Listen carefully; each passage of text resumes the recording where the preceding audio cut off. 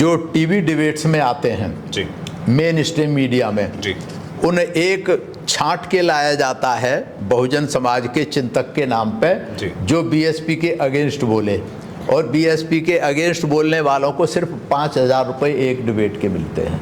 ये नकली अम्बेडकरवादी है, इसको कहते हैं छद्म अम्बेडकरवादी। और सबसे ज़्यादा अगर बहुजन समाज का नुकसान कर रहे हैं, बहुजन समाज पार्टी का नुकसान कर रहे हैं, तो ये तथाकथित पढ़े लिखे बुद्धिजीवी लोग ही कर रहे हैं। जितने तथाकथित अम्बेडकरवादी हैं, ये सब बहुजन समाज को गुमराह करने का काम कर रहे हैं। लगातार तो बसपा के ऊपर आरोप लगते हैं कि बसपा जो है वह बीजेपी के इशारे पे काम कर रही है, और बहन जी बीजेपी की बी टीम है, बसपा बीजेपी की बी टीम है, और तमाम कांग्रेस भी यही कहती है, और राहुल गांधी भी यही कहते हैं, अखिलेश यादव भी यही कहते हैं, और तमाम पार्टी संगठन भी यही कहते हैं। क्या कहेंगे आखिरकार बीजेपी की बी टीम कौन है? तमाम दर्शक देख रहे हैं, क्या कहना चाहेंगे? बीजेपी की सबसे अगर बड़ी टीम की बात करें तो पीडीए है जी।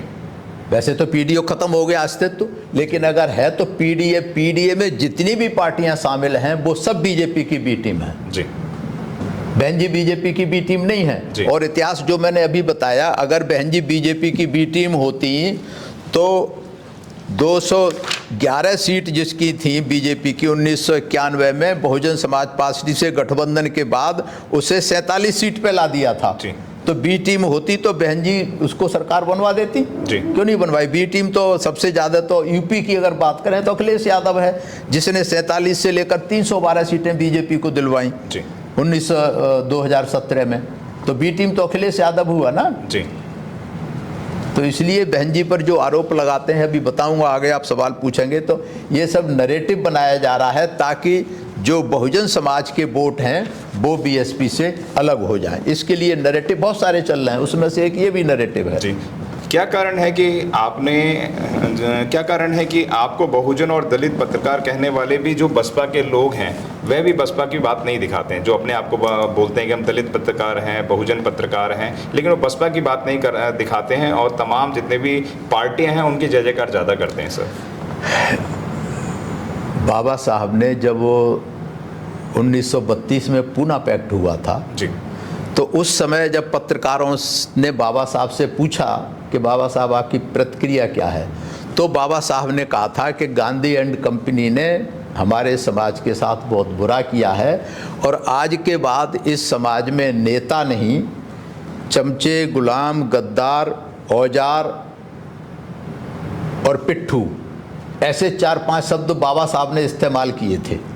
और तब से लेकर आज तक, चाहे तो राजनीति में है, चाहे समाज में है, चाहे पत्रकार हैं, ये सब उसी कैटेगरी में आते हैं। कैटेगरी आप खुद सुन सकते हैं 5 में से कौन सी कैटेगरी के हैं जी। जितने बहुजन पत्रकार हैं, मेरे ख्याल से आप जैसे 1 आध 2 4 को छोड़ करके बाकी सब जो है नैरेटिव बीएसपी के अगेंस्ट बनाने का काम करते हैं। उससे चाहे बीजेपी को फायदा हो, चाहे कांग्रेस को हो, चाहे अखिलेश हो, सब यही कर रहे हैं। आप देख लें, अगर नामों की लिस्ट है तो आप एक एक गिन करके देख सकते हैं कि कौन किसके लिए काम कर रहा है जी। तो ये सब बिकाऊ हैं और इनकी कीमत भी कुछ नहीं है। जो मुझे पता लगा है, एक बार मैंने किसी से पूछा था, आप जैसे जानकार व्यक्ति से, जो टीवी डिबेट्स में आते हैं जी, मेन स्ट्रीम मीडिया में जी, उन्हें एक छांट के लाया जाता है बहुजन समाज के चिंतक के नाम पे, जो बीएसपी के अगेंस्ट बोले, और बीएसपी के अगेंस्ट बोलने वालों को सिर्फ 5,000 रुपये एक डिबेट के मिलते हैं। 5,000 में कुछ भी कहलवा लो।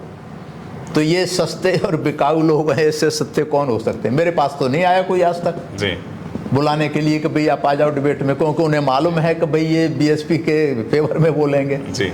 तो ऐसे बहुत सारे गुलाम गद्दार समाज में घूम रहे हैं, पढ़े लिखे भी हैं, अनपढ़ भी, सब तरह। आपने पढ़े लिखे की बात करी तो तमाम जितने प्रोफेसर हैं, इंजीनियर हैं, वकील हैं, वह भी कहते हैं कि बसपा में दमखम नहीं है। बहन जी अब राजनीति बूढ़ी हो गई है, क्या कहना चाहिए?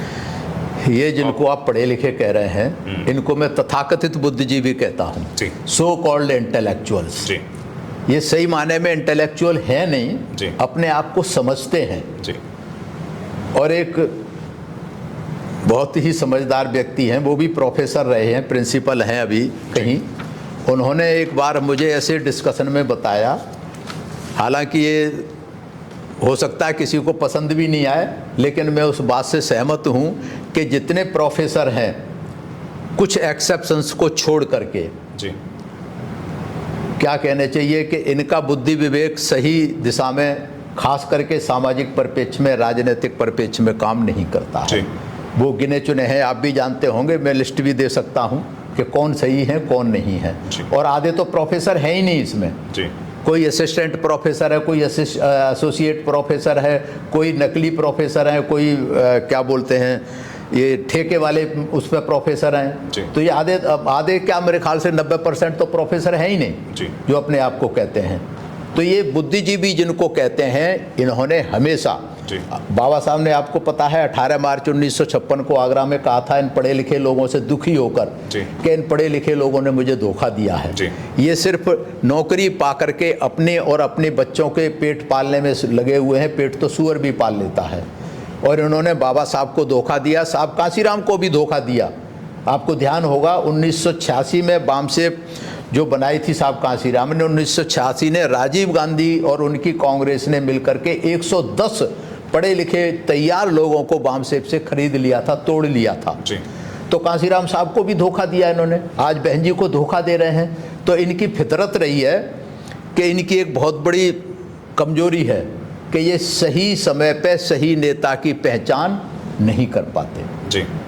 करते क्या हैं ये कि जब तक बाबा साहब जिंदा रहे, बाबा साहब की इन्होंने बात को नहीं माना। जब बाबा साहब चले गए, बाबा साहब की फ़ोटो लगा दी, इस पर बढ़िया सी माला डाल दी, बोले ये आदमी तो बहुत बढ़िया था, ये कांसीराम खराब है, ये मिशन से भटक गया।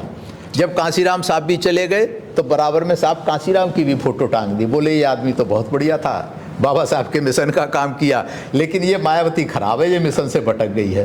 और मैं 100% क्या 200% गारंटी से कह सकता हूँ आपको, सभी दर्शकों को, कि जिस दिन बहन जी चली जाएंगी, ये तथाकथित पढ़े लिखे लोग बहन जी की फ़ोटो भी लगा लेंगे, बोलो ये तो देवी थी।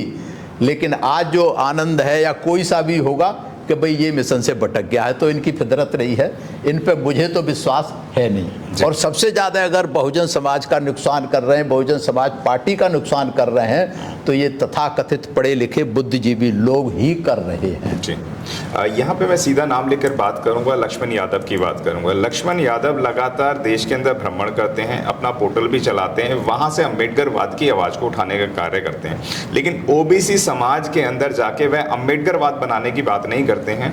जितने भी अम्बेडकरवादी दलित चिंतक हैं उनके अंदर जाते हैं, उनके आयोजनों में जाते हैं और वहाँ पे अम्बेडकरवाद को बार बार चिल्ला चिल्ला के बताने का काम करते हैं।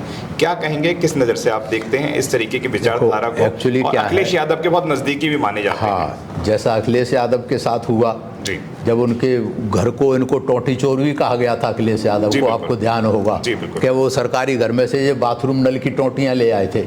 तब उनको एहसास हुआ कि मैं तो शूद्र हूँ। लक्ष्मण यादव के साथ भी वही हुआ, जब वो प्रोफेसर थे तब तो बहुत बढ़िया थे, जब इनको लात मार के प्रोफेसर से हटा दिया गया तब इनको याद आई, कह रहे तुम तो शूद्र हो, तो इसकी वजह से निकाल दिया गया। तब से लेकर ये कर रहे हैं। और इनका क्या है ना, मैं बताऊं, ये सब एक व्यवस्था के तहत काम कर रहे हैं। ये सब व्यवस्था के तहत काम कर रहे हैं कि इन बहुजन समाज के लोगों को गुमराह किया जाए, चाहे यादव हों, चाहे कुर्मी हों, चाहे ठाकुर हों, चाहे कोई भी हों, जितने तथाकथित अम्बेडकरवादी हैं, ये सब बहुजन समाज को गुमराह करने का काम कर रहे हैं। और अपने समाज में इनको कोई पूछता नहीं है। बात यह है, जाए तो तब जब इनको कोई पूछे, कोई बुलाए। लेकिन ये बहुजन समाज के लोग इतने भोले भाले हैं, जिसने बाबा साहब का नाम ले दिया ना, उसको तुरंत बुला करके चीफ गेस्ट बना देंगे। ये नकली अम्बेडकरवादी है, इसको कहते हैं छद्म अम्बेडकरवादी, कि अम्बेडकरवाद के सहारा लेकर के, अम्बेडकर साहब का सहारा लेकर के, कांसीराम साहब का सहारा लेकर के ये बहुजन समाज के लोगों को गुमराह करने में लगे हुए हैं। इसके लिए इनकी कीमत मिलती है। अगर आपने अभी तक हमारा चैनल सब्सक्राइब नहीं किया है तो सब्सक्राइब करें और घंटी का बटन बिल्कुल भी दबाना ना भूलें, ताकि सभी लेटेस्ट खबरें पहुंच सकें आप पे सबसे पहले।